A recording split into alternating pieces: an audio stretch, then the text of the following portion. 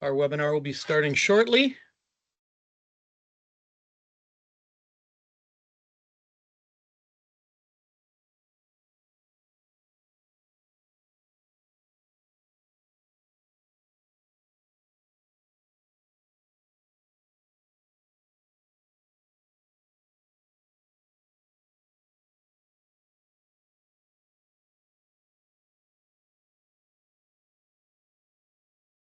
All right, we'll get started here. Good afternoon.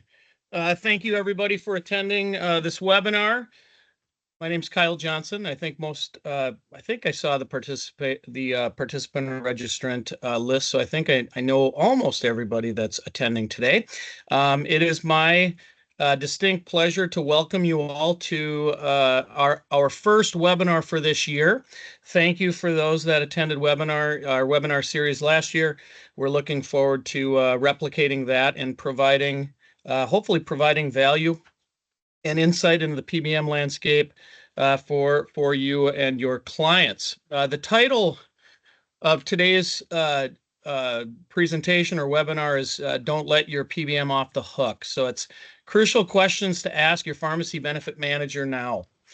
Before we start, there will be a question and answer session at the end of this. We're going to our goal always is to try to make it a concise and informative webinar, but in as efficiently as possible, because we understand everybody has your day jobs to do, so we want to get you off to do those. There will be a question and answer open. You can submit questions to us in that chat. We will also create and send out a link to both the recording and the survey. So I get to selfishly plug ClearScript at the beginning of this for a couple slides, and then after that, I'll introduce our two speakers, which will be informative. We're promising, not a sales pitch for you today. So, we're going to talk about PBM scrutiny. Obviously, everybody's, I think, very aware of what's being talked about currently in the healthcare space regarding PBMs. We're going to discuss rebates and other program service offerings that you see from typical PBMs.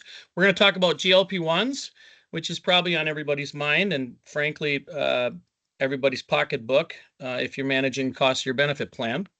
Biosimilars, questions and answers, and then what's next. Progress to the next slide.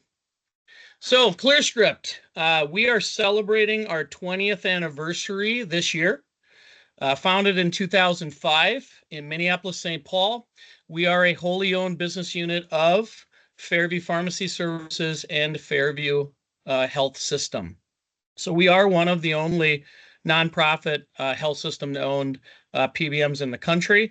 We do carry national TPA and PBM licensure in close to all 50 states. There's a few left, but we process specialty claims and mail prescriptions to members in all 50 states. We have a national retail network, which includes all major chains and pretty much all independents. You'd be hard to find many that aren't in our national network. Who we serve: third-party administrators. We work with brokers and consultants, many of whom are on this webinar today.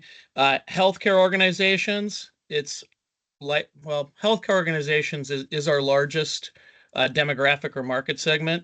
But we also support public sector, a lot of school district business, tribal nations. I think we're recognized as industry leader in the pharmacy space for Native American tribes, and just general self-funded employer or commercial groups. Our services, we feel that we offer best-in-class mail services and specialty pharmacy programs through our parent, Fairview Pharmacy and Fairview Specialty. Responsive and consultative account services approach. So we believe in a one-size-fits-one. Most of our plans are all customized to their needs, not dictated by what we're trying to offer them. We have aligned interests with our employer groups and our plans. We are not incented because we don't sell spread models. We're not incented to mislead or misguide clients. Everything's fully transparent and fully aligned with our benefit plan clients to meet their goals and objectives. So our interests are aligned. Member-centric service and wellness initiatives, both of the speakers today, Mackenzie and Nicole, will talk a little bit about that. Analytics and actionable data. It's important to receive data, but what's more important or as important is to help translate that data into actionable next steps. So we feel that's really where we set ourselves apart in the industry, is our ability to help provide the data, help analyze it, and provide input for our organizations to make informed decisions. And then performance proven results.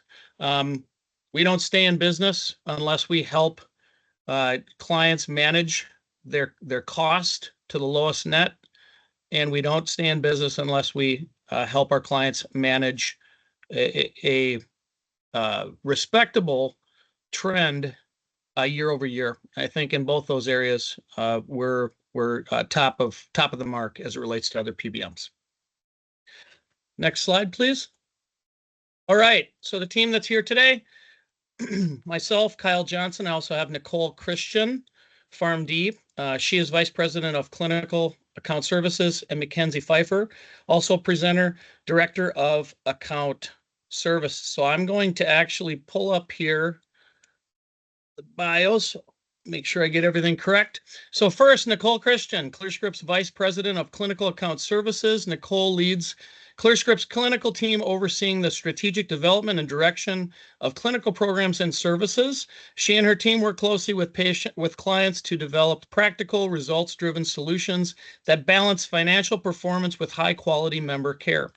I will note that Nicole has been practicing PharmD for 18 years. She has actually been at ClearScript since 2016, brings a wealth of experience across multiple pharmacy settings, including retail, hospital, discharge, long-term care, pediatrics, and compounding pharmacy. And her experience in both health system and chain retail pharmacy environments gives her a well-rounded perspective on the pharmacy landscape and allows her to offer unique insights to help her clients navigate complex pharmacy benefit challenges. So welcome, Nicole. I'll also introduce Mackenzie Pfeiffer, ClearScript's Director of Account Services. In this role, Mackenzie leads our account services team with a focus on ensuring clients receive exceptional service along with strategic guidance, financial performance, and member health solutions. With over 7 years at ClearScript, Mackenzie has deep experience and expertise in pharmacy benefit management, helping clients navigate the complexities of benefit design, cost management, member impact. She and her team take a hands-on consultative approach, working closely with clients to align pharmacy benefit strategies with their broader organizational skills. So we write a group or sell a group. Mackenzie and Nicole come in and implement and deliver on our promises. So I very much appreciate both of them. So with that, I'll turn it over to the team. Awesome. Thank you, Kyle. Well, good morning or good afternoon, everyone, depending on where you may be tuning into. We are extremely excited to be connecting with you today. So as Kyle stated, my name is Mackenzie Pfeiffer. I'm the Director of Account Management here at ClearScript and excited to be connecting with you guys this morning or afternoon, depending on where you're at. So, well, we're going to start off right off the bat with a hot topic that I'm pretty sure all of us have either seen if you were to turn on the TV right now, regarding some of PBM scrutiny within the market. So, of course, if you were to turn on, as I stated, your news channel or your typical media outlet that you like to go for your preferred news outlet, you're going to see pretty much something discussed about either healthcare or drug prices or PBM transparency and what we're doing about it in the market. So I think it's an incredibly important topic that and a hot topic we're going to address this morning, but I think it's also important to take a step back for a second and just really address how we got here into this space and why the scrutiny has developed.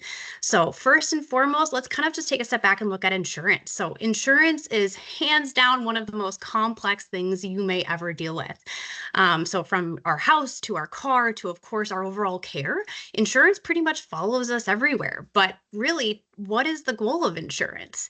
The overall goal of insurance and why we get it for our house, our car, and of course ourselves is to mitigate risk. The risk of potentially losing our home and having to be responsible for that replacement cost, getting in an unfortunate car accident and having to pay for a $50,000 car that might be a total loss, or of course the liability of our care and that being potentially beyond our financial status at the time when we need that care.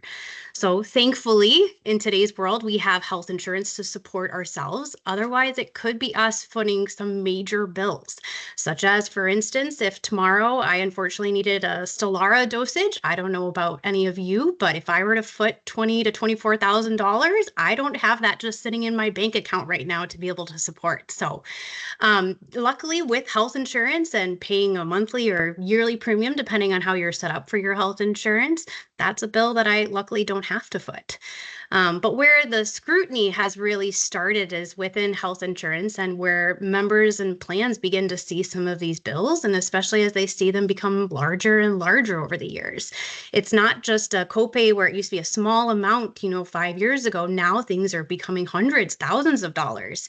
And that's definitely creating some distrust, rightfully so, and some scrutiny and wanting more transparency in the market that we're hoping to be able to deliver on. So, and this is really where the conversation turns. So members are beginning to ask their insurance coverage, is this even worth it? Should I just pay out of pocket and use a GoodRx or use another discount card? So now we're getting from that distrust and leading into scrutiny and question how things work today and why it wasn't the way it once was.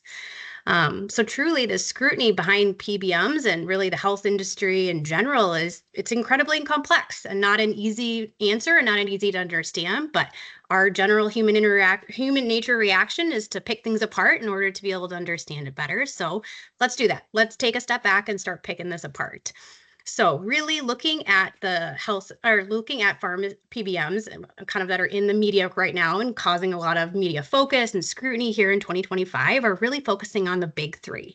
So, and if you're not familiar with the big three, it is your CVS Health Caremark, your Cigna Group Express Scripts, as well as your United Health Group Optum Rx. So these big three really account for over 80% of the prescriptions that are seen in the US. And in general, this type of monopolized setup is what causes distrust and then, of course, scrutiny. And I'm not sure about you, but the last time I played Monopoly, it didn't go well. So, and mainly for those that I was playing with. But but then what plays into this scrutiny that builds and builds into the media is then, of course, the media is covering this from all angles and trying to scrutinize and ask these questions that everyone is asking. For example, there was just a recent article on the Committee on Oversight that Chairman Commerce stated that his committee reviewed over 140,000 documents and internal communications, stating that the big three PBMs are at play here and have a role in some of these anti-competitive policies, as well as their overall role in drug increases. So, excuse me. And the analysis that this committee in this article dives into is looking at for the past 15 years, year over year, drug prices have increased and they haven't slowed down. We're just continuing to see that increase. And now, of course, plans and members are getting the brunt of it. And they're angry, rightfully so. So the question then, of course, is raised is who is actually helping? Who's helping their members versus just trying to make a buck here. And hopefully you have had some support in that area and found some advisors or some referrals to be able to actually help you within that space. But, here at ClearScript, we do really pride ourselves on wanting to help our clients and our members. And we understand that this is, of course, insurance in general, incredibly complex, as I touched on, but it's a sensitive area for a lot of members talking about their health and where they're at. And it's something that they're trying to understand and they get frustrated about, again, rightfully so. So we want to be able to support them through this chaos that is the health insurance. So, and to continue to talk about that chaos and the how and the why we got here, I'm going to hand you over to Nicole to talk more. All right.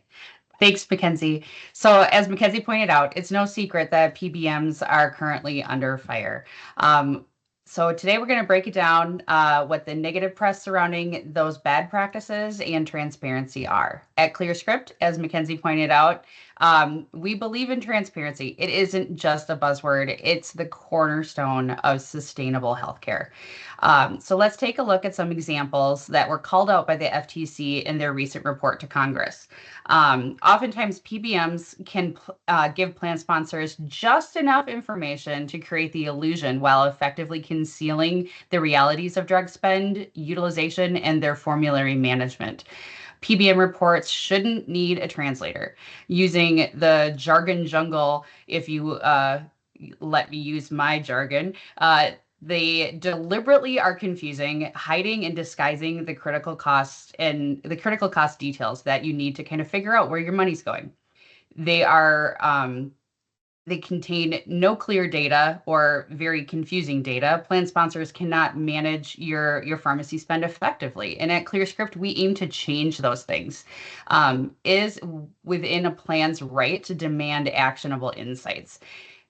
We believe it's not just about data dumps, it's about clear, concise reporting that empowers you to make informed decisions. You may have all of the numbers and umpteen million things that come along with a claim string when you get those plan downloads from what your plan has been spending, but without really understanding what each of those things are in that claims file, you may not really be able to get down to the nitty-gritty. So breaking down those barriers, ClearScript really believes in demystifying the PBM reporting. So we provide transparent and easy to understand reporting so plan sponsors can really take control. In the FTC's findings, they highlighted the real problem in our industry. As I've been repeating, it's a lack of clarity. At ClearScript, we've always taken a different approach. We believe in empowering plan sponsors with complete visibility into their pharmacy spend. And we'll walk hand in hand with you and explain the ins and outs, just as we're doing today, and kind of making sure, do you understand the math? Are you getting all of the points from your PBM, or are we living up to the promise that we made you when you signed up with us if you're a current client? So that's why we offer near real-time claims data, pass-through pricing, and NDC level detail in our rebate reporting. So we're not just trying to point out the problem here today, but we're also trying to provide solutions or point you in the right direction of where solutions should lie with your PBM. As we get further into our presentation today, too, we'll talk about how true transparency can actually lower the overall cost of healthcare and improve patient outcomes along the way. So we can go ahead and go to the next slide. So the cost of medications is a critical concern for everyone. When prices surge, it has a direct impact on the patients that access them as well as plan budgets. I want to shed some light on the driving forces behind these increases, focusing on some practices being called out that are oftentimes hidden from view.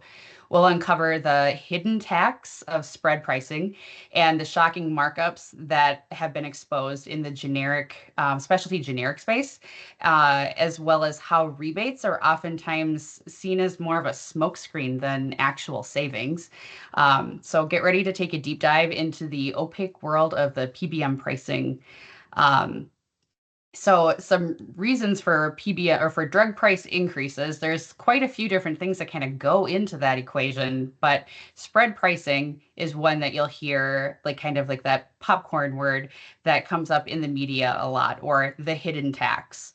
PBMs traditionally are pocketing the difference between what the plan is paying and what the pharmacies are receiving, which kind of leaves the plan sponsors in the dark, kind of knowing what the true cost of those medications are. This lack of transparency is really one of the big things that the FTC was pointing out.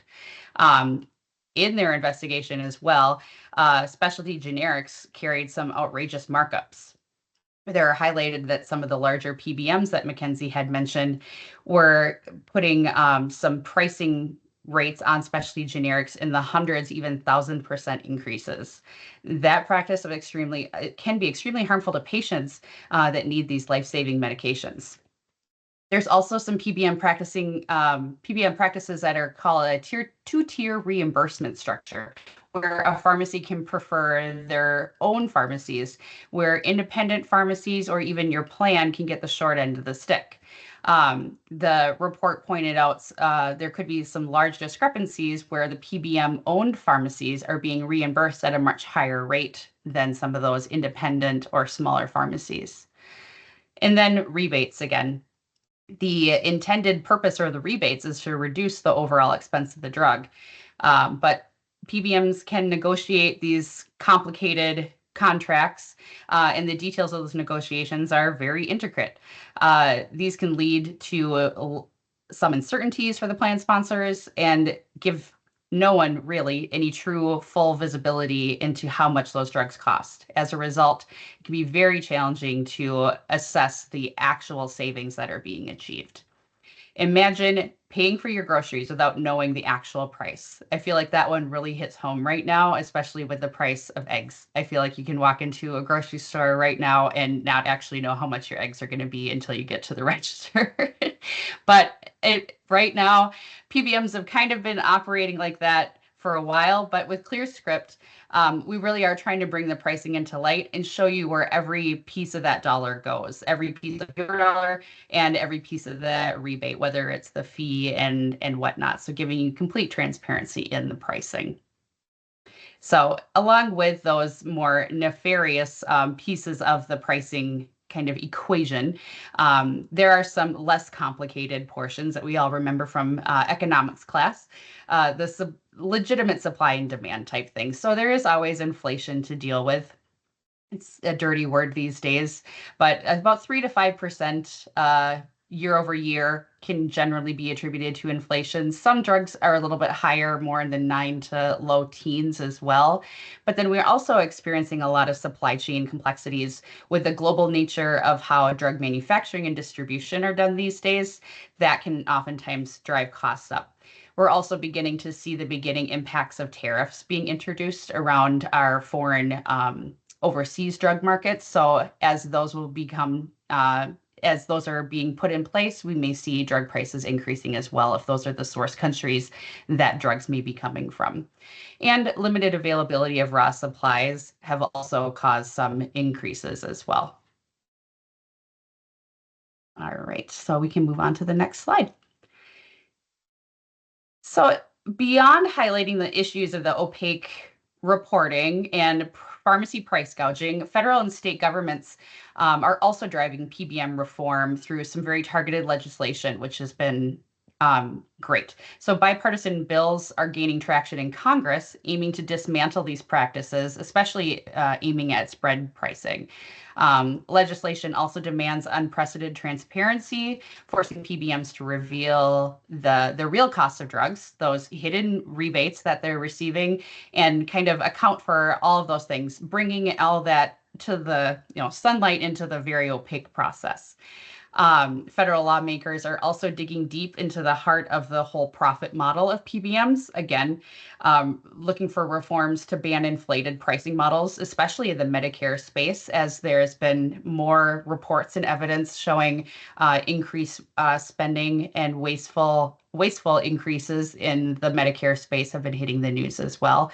So they want to ensure that savings are negotiated by PBMs and then actually reach the health plan and ultimately to the patient. At the state level, there's a whole new era of accountability all throughout the different states. Transparency in the reporting similar to the federal level. So states are demanding a peek behind the curtain as well. Transparency laws looking to reveal those numbers, the cost, the reimbursement, and those hidden fees, and ultimately, again, getting those discounts and those savings back down to the patients where they can ultimately do some good in reducing the total cost of healthcare. One area that's kind of being managed at the state levels is removing some gag clauses. So there were some gag clauses back from eons ago where they prevented pharmacists from actually telling members when a cash option was actually less expensive than paying for prescriptions through their insurance. So states have been removing those gag clauses, allowing pharmacists to speak up, taking those prescriptions, putting them on a cash paying patient, or using GoodRx, for example, giving the patient the better alternative for their wallet, also removing that from the plan spend, kind of making it a good financial situation all around. So kind of helping from a grassroots effort on that front. Pharmacy network leveling, allow states stepping in, regulate networks, allowing there to be fair practice amongst independent and chain pharmacies. As we can all imagine, the larger you are, the more weight you have to throw around. So independent pharmacies have been being pushed out of a lot of communities. And oftentimes it's because of their weight and not being able to negotiate those fair contracts for themselves and be able to keep their lights on. And then just in general, licensing and registering of PBMs at the state level and preparing to have reporting brought to the state. So PBMs are being brought into the fold, and now states are requiring us to report all of our earnings and our claims data on a per state basis. And then prescription drug importing has also been a huge advancement across many states. So states are getting more creative in finding more affordable medications. Some are exploring or importing drugs from Canada, aiming to tap the potential for lower prices. So this is a bold move, and it's sparking a lot of debate across many states and in the drug safety as well as the cost effectiveness. So we'll also be sharing some more information regarding the international sourcing on a later slide. But for now, I am going to pass it back over to Mackenzie. Thanks, Nicole.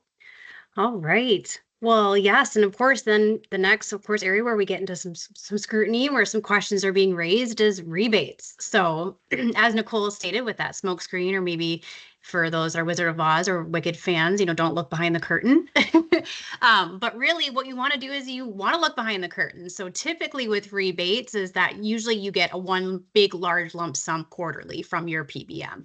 And they just they hope and they cross their fingers that you get this big fat check and that you don't want to ask any questions and you're just so excited to cash it.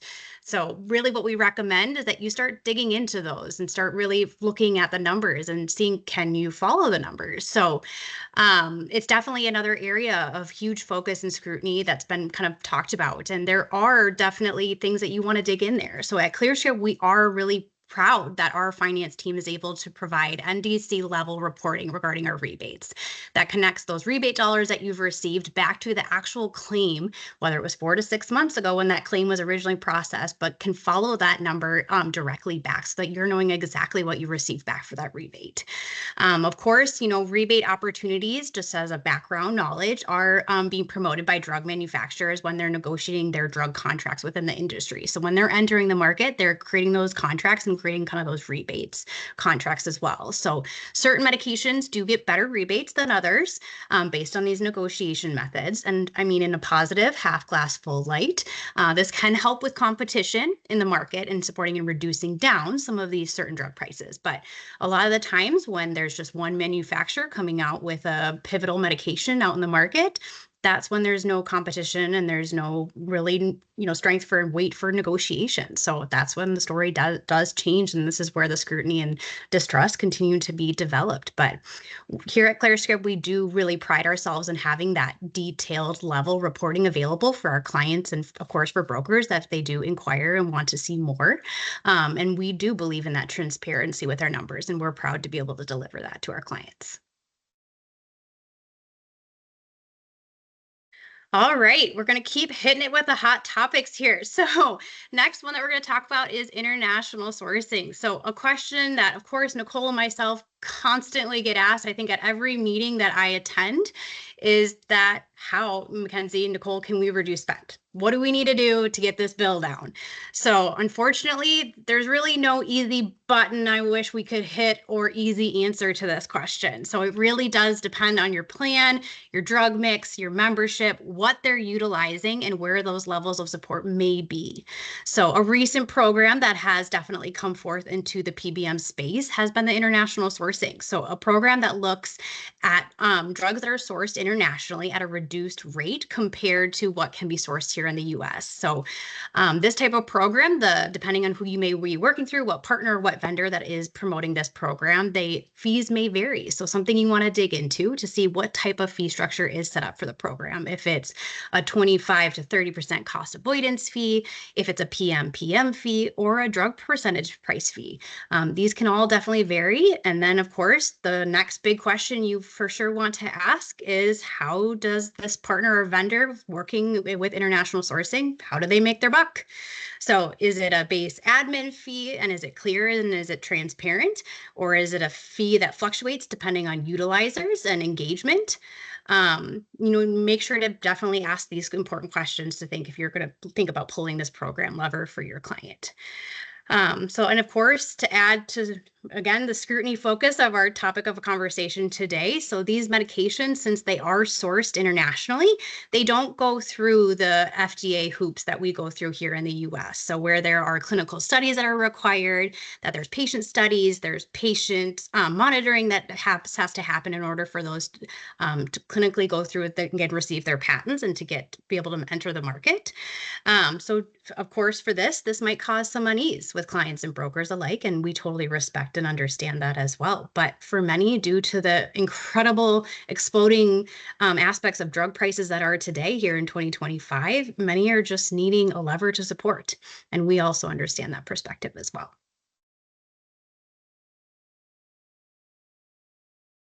All right, the next hot topic. We're just hitting them all today, Nicole.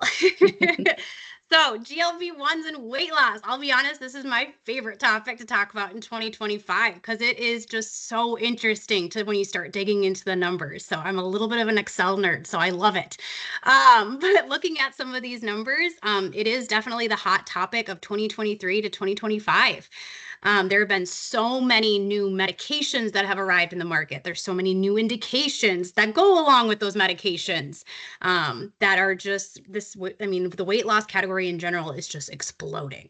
So we have seen utilizers across our book of business on average increase about 138% in a single year. We've seen plan spend that has increased over 326%. It is just a market that is so interesting to take a step back right now and look at this drug category as a whole.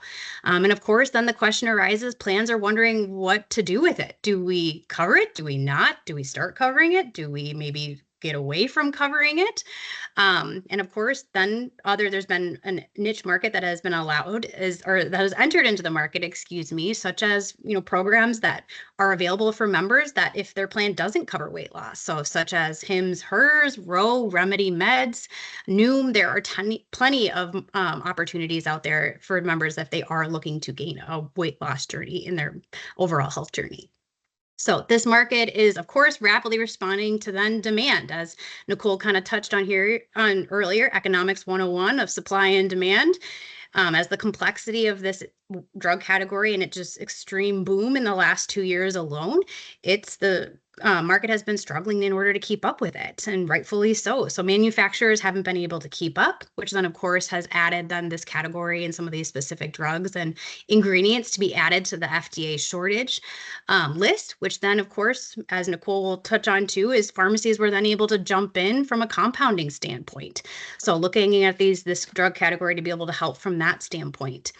And of course, now it sounds like that the shortages may be ending here shortly. So now, again, manufacturers and supply and demand will have to be adjusted once again in order to be able to help with this transition. So with this rapid expansion of this drug category and its utilization by membership, there's still just so many unknowns. So we get asked, of course, all the time, how long do members stay on these types of drugs? Do they ever get off of them? If they get off of them, do they add the weight back instantly?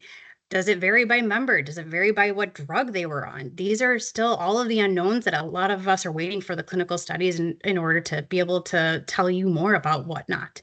But there's still just a lot that we do not know.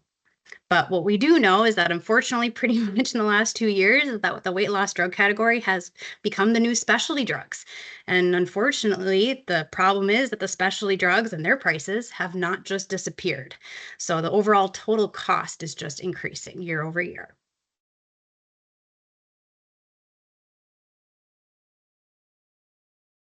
So, All right. oh yeah, we can. So Nicole and I might yeah. tag team this one. So yeah, we've seen some just averages increase just year over year. So in 2023, we saw averages of about $3 to $5 per member per month, depending on utilizers in the plan at hand and of course the size. And then this definitely saw an increase in 2024. So we saw a rapid explosion, trend upward on the supply and demand chart there, which then increased to about that $10 to $12 increase per member per month. And now we're sitting at about that $14 to $16, $18 per member per month increase. So Nicole, feel free to take over from me. Yeah, nope, that's the big heavy hitter. So annually, these drugs are looking at about per member around $12,000 to $16,000 a year, and that's gross. So before your rebate. So there are substantial costs to these drugs. And with the ever expanding indications, we do have Wegovy and Zepbound just recently getting its newer indication for sleep apnea. And there are multitude of new indications on the horizon. And then there are new drugs coming out. There is an oral semaglutide that is just on the edge of being approved and should be approved probably relatively soon. That will probably change the game all over again. So now we won't be talking about injectables that these members will be taking, but an actual oral agent in this class that will be approved for weight loss. So that'll be a game changer. But there are other phase 2, 3 trials that are still out. And so we're expecting more drugs to come out all the way out into 2027. So we're definitely keeping a close eye on these, and the landscape changes as far as the rebates are concerned, depending on these indications as well. So these manufacturers are fighting tooth and nail. We do enjoy the competition. The more, the merrier. In some cases, it does definitely help fuel that whole, supply and demand. The more competition you have, the supply logic should help drive out some of that competition and drag down the prices. But we also have further legislation that we're also looking into in Medicare in the proposed rules for mandatory coverage of obesity drugs in 2026. So there may be legislation on the horizon as well for these drugs. So lots of moving parts going on. Some other ideas that we're also putting over to plans, because as Mackenzie pointed out, from $3 to $16 to $18 in 2 years, PMPM. That's as if we're talking about a specialty drug here. And these aren't traditionally even specialty dollar amounts that we're talking about. When you add them all together in aggregate, this is like a specialty dollar class kind of movement.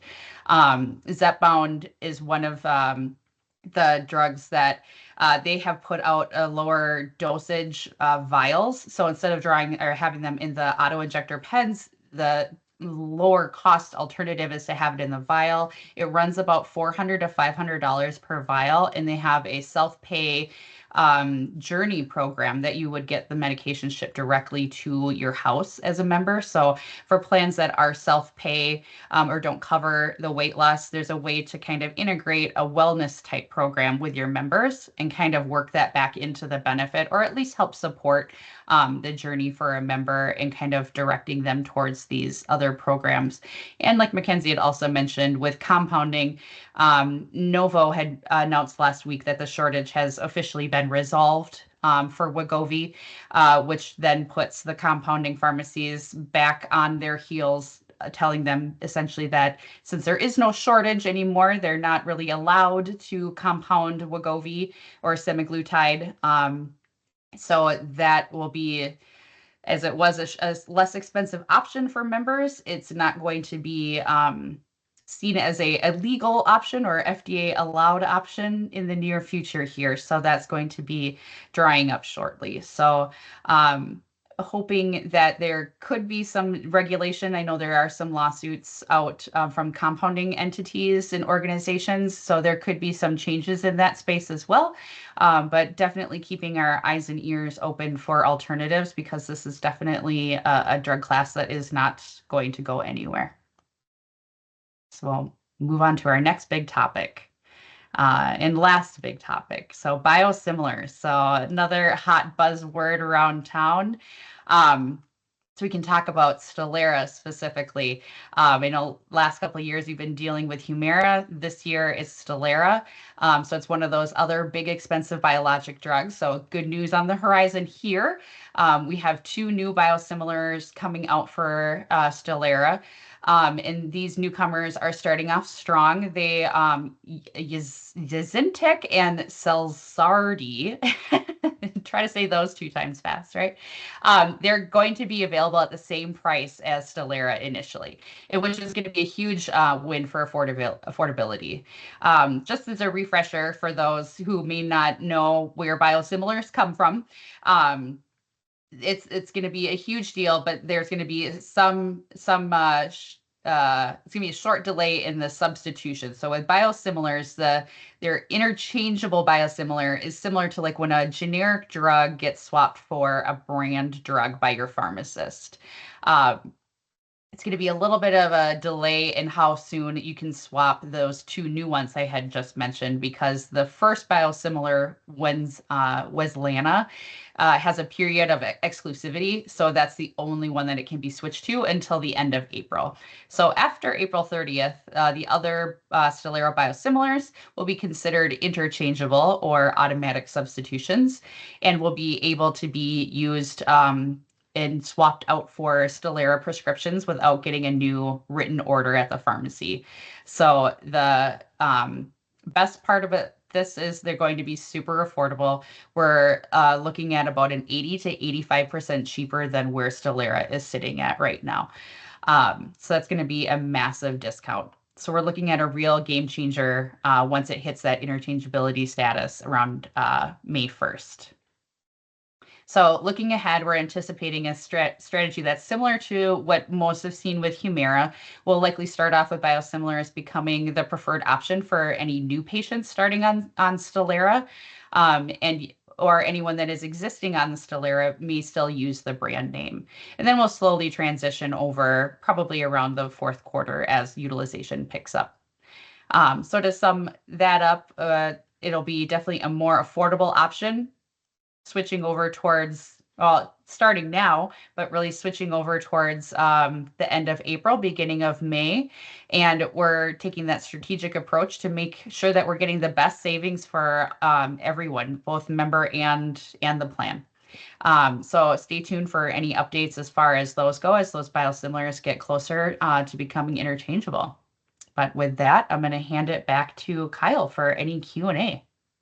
All right. Before Q&A, want to thank, we still have, I think, almost all of our participants are still on the webinar, so thank you. And tremendous job, Nicole and Mackenzie. Thank you very much for presenting today. Just a couple of notes.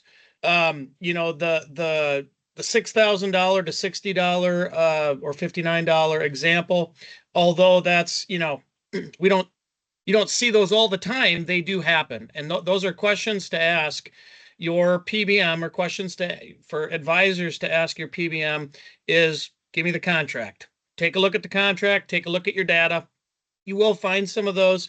You can work with folks like ClearScript and other organizations to help, you know, identify that, because those circumstances are occurring. Number 2, rebates. Rebates are important. Mackenzie did a great job presenting on it. They are important, but if your PBM's chasing rebates, you're going to lose that race. It's going to cost you a lot of money. You're going to see your costs and your trend go up. So you have to get rebates when they're available, but do not chase rebates. And international sourcing, I think Mackenzie did a great job presenting on. It's also important, if you are going to go that route, are you going to work with somebody that just doesn't hand you a piece of paper to say, here's a number in Canada, call it, get it set up? So you're going to need some hand-holding from folks, because frankly, benefit plans, you have other jobs to do other than just managing your health care.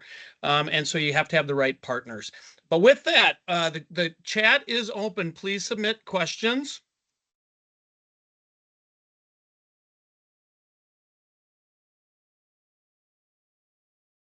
All right, we have a question.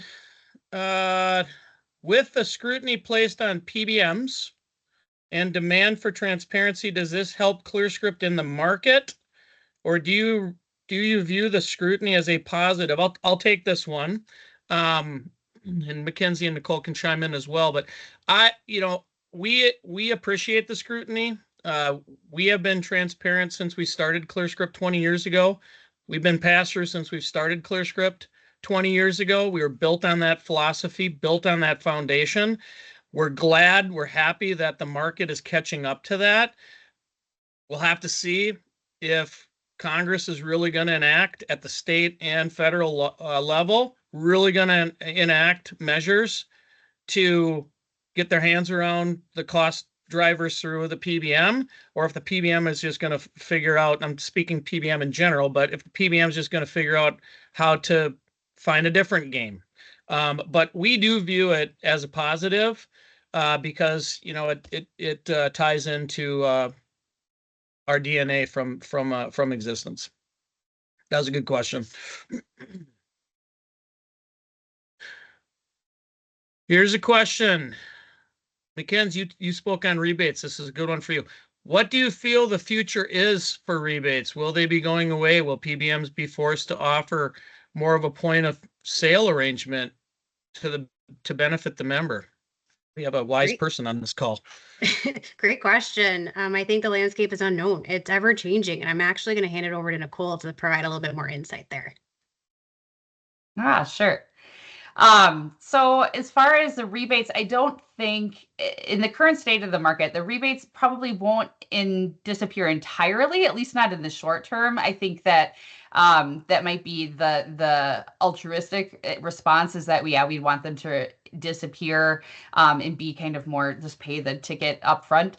But with the point of sale rebates, I think that is a great model, because what that has the ability to do is pass the savings across the counter straight to the member, instead of trying to play that back and forth and lowering your premium and whatnot with those rebates. It really does show the member where the savings can be. If PBMs are forced to adopt this, sure. If there's a strong push for that, I think that's something that we can do with online adjudication. It's something that our systems are already kind of like facilitating those types of structures. So I think that would just facilitate transparency more. So yeah, if we can get legislation behind it and get everybody on board, I think it would be a good thing and help facilitate and push ahead the cost of healthcare lowering. Yep. And I'll just add too, on the rebate end, point of sale, we have as ClearScript, we have a number of conversations with reinsurance carriers, and I know there are a number of reinsurance carriers on that are participants on this call. A lot of times rebates are remitted and then received 7-8 months later, and to have it applied at the point of sale to both the member and the plan could also make it easier from a loss ratio standpoint, easier to manage that from a stop loss standpoint. So yeah. Good answer though, Nicole. A few of the typical games that PBMs play are being uncovered. Where do you feel PBMs could shift their focus? Nicole. Yeah, I think it's true that there are a lot of games out there that are definitely being exposed. I think we talked about a lot of it today. I think the challenges in pharmacy land is, instead of seeking to exploit programs, I think we need to go like 340B, for example. PBMs should not take the 340B edge and try to exploit programs that were created to help cover support entities that are serving those vulnerable populations and generate revenue, utilizing those avenues for themselves, instead taking a hard stance against those, PBMs and attempts that trying to divert those funds and work, in different programming avenues to kind of, like the previous mentioned POS rebates. I think that's, a great reinvention of the wheel, take something that we have and put the funds back into the pockets where they can be helpful. Yep, and I'll just add on to that. Nicole mentioned 340B. There are tribal representatives from tribal nations as well as brokers on this call. a PBM should not be taking savings from either the covered entity or the patient or the plan, period. Hard stop, end of story. If you're working with a PBM that's coming out saying you should do this, and we're going to take 10%, 15, 20, 30% of savings, I've seen it as high as 60, you need to fire that PBM, because 340B was never intended for publicly traded for-profit PBMs to make money to give back to their shareholders. It was created for covered entities to spread scarce resources over their populations, including those benefit plans and those members, their patients that they're serving. That's a hard stop. We're very passionate about that.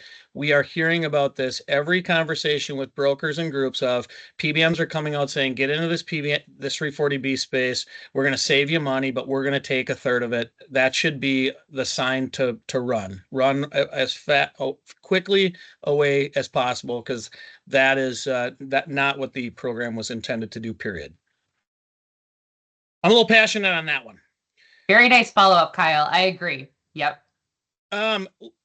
Okay, we're a little over. One more question here. Thank you. Everybody's held on.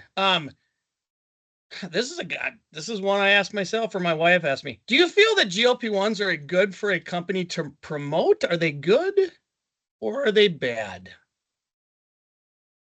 I think that is definitely up to you and your plan. You know your members best. And I think that's something that we continually recommend to our plans and say, hey, when we're looking at recommendations, is we really want to have you as a sole focus in the forefront. So you ultimately know your members best. So you tell us what you think would be the most beneficial for your plan. If it is looking at the weight loss category as a whole, as we've shared today, it is exploding from a spend perspective. So proceed with caution. But if you do, we would love to have also just a holistic perspective. So make sure that you do have wellness and programs in place, maybe on the medical side as well. We do have some programs, of course, that we can support you with, but something to just, if you're looking at doing that, make sure it's from a holistic perspective to help with decreasing some of those habits that do lead to just weight gain in general. Perfect. Well, with that, we're a few minutes over. We're having some other questions come in. We will put those together and send those off with the recording and the survey. I want to thank Lynn and Jill and Andy behind the scenes that helped us do this and make this go off without any hitches. I want to extend a sincere thank you to Nicole and Mackenzie for taking time to present, and everything that you do for our clients, and a sincere thank you to all of the attendees. There are thousands of webinars to choose from. The fact that you chose our webinar today at noon is an honor. We look forward to inviting you to future webinars and hope that you find value in attending. So thank you very much. Have a great day.